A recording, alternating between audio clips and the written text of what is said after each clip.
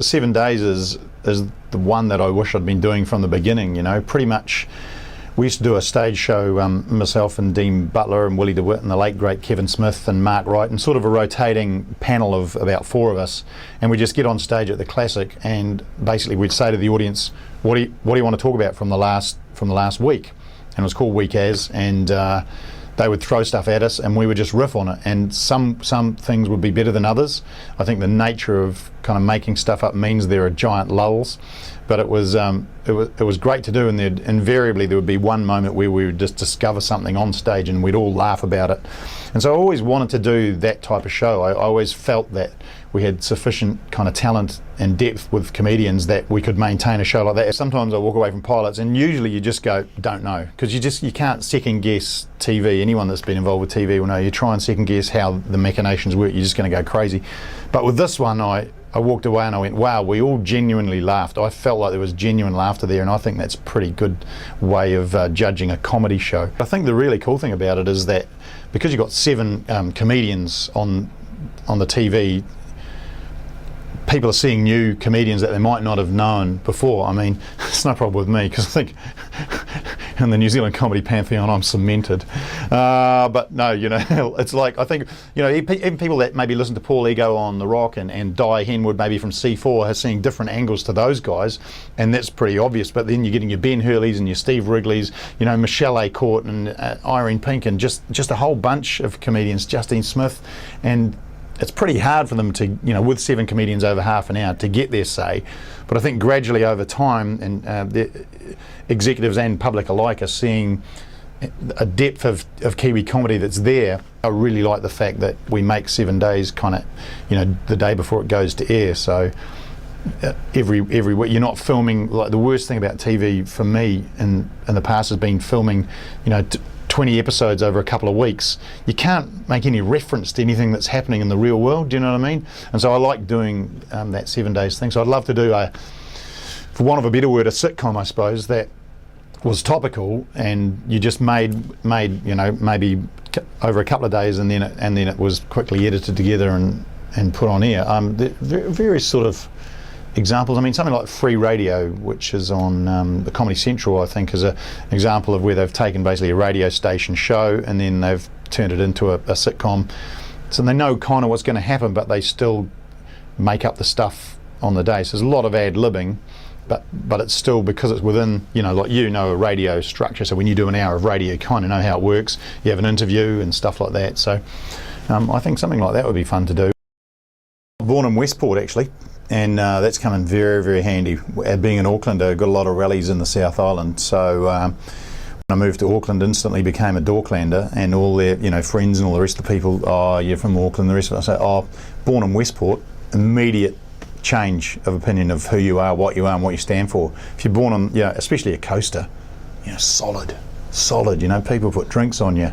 My brother and I, my younger brother Nigel and I, we were both there and both goofed off, and the Capping Review basically came up and said they were looking for people to perform, so we just jumped in there. And the lovely thing about Massey in Palmerston North was there was no kind of Roger Hall that kind of wrote the Capping Review. You know, you just turn up, write your sketches and perform them, and we're all derivative of Monty Python or the Goons or whoever we thought was great at the time.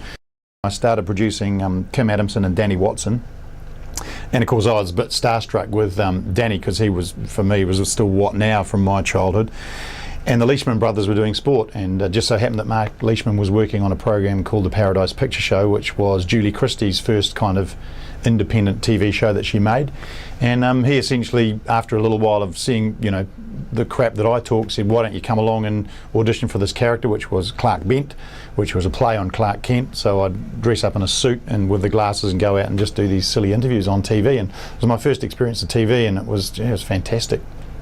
New Zealand's ill-fated foray into a kind of a hey it's Saturday type thing. Simon Barnett was the host and I was the voiceover guy, and we had people like Dean Butler and Paul Yates and just all these comedians involved.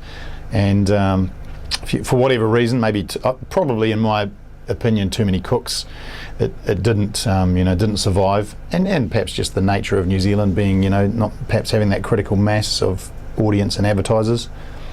Celebrity Squares was great, and I remember the audition for this, and maybe this is a lesson for someone doing auditions, because I was still doing, I was doing the radio at that stage. I think I might have been on More FM by that stage with Kim, and so I couldn't get down for the audition. It was in Avalon, so everyone had been down there that morning, and the nature of Celebrity Squares was that a lot of the scripted answers were scripted. So a lot of the people were sort of thinking, well, this is all written for us, you know, it's not that much fun, la la la. And I don't know whatever had happened, but I was having a very positive day. So I turned up and I was going, this is amazing. They'd had this morning of them kind of not being particularly happy with it, and here's Mr. Jolly Pants here going, I love it, this is great, look, it's all written, it's fantastic. And it had a big structure, so it had scaffolding, and you actually did sit on the, you know, second and third levels. It wasn't camera trickery. So I just thought it was just the most awesome thing, and I think my positivity was probably what got me a job on Celebrity Squares. Nigel was on that with me as well. I was the host, and Nigel was kind of like a floor manager, but on-screen floor manager.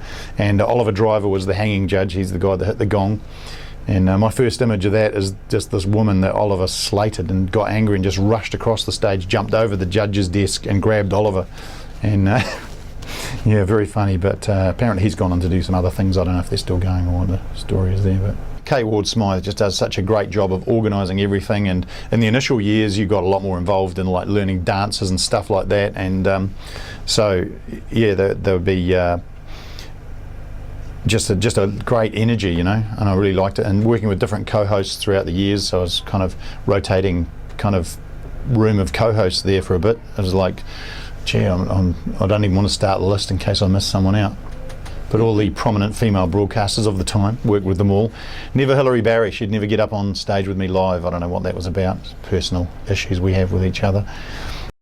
It's hard work. It was really great. It was a real learning experience, Deal or No Deal. I said I had a new respect for game show hosts, and I remember one journalist said to me, so you didn't respect them before? I said, that's not what I mean.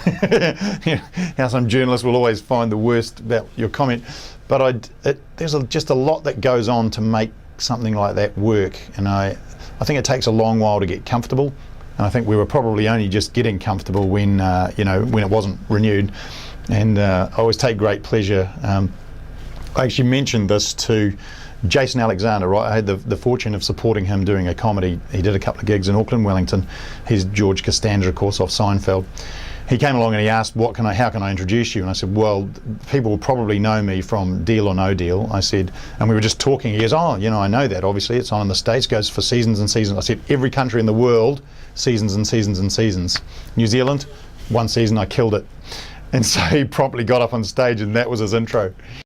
Fred Dagg was as one of the standouts for me, because I discovered him with no fanfare, like a lot of Kiwis, on Country Calendar, and I think I can't exactly remember what I saw, but I remember thinking he was hilarious, and I think he was Bill Rowling, Prime Minister at the time, was involved in some way or aspect, and I always remember just laughing so much at him, and then following, you know, the progression into all the Trevs and the rest of it, and getting the record, you know, the vinyl, and playing that and listening to him do his phone calls.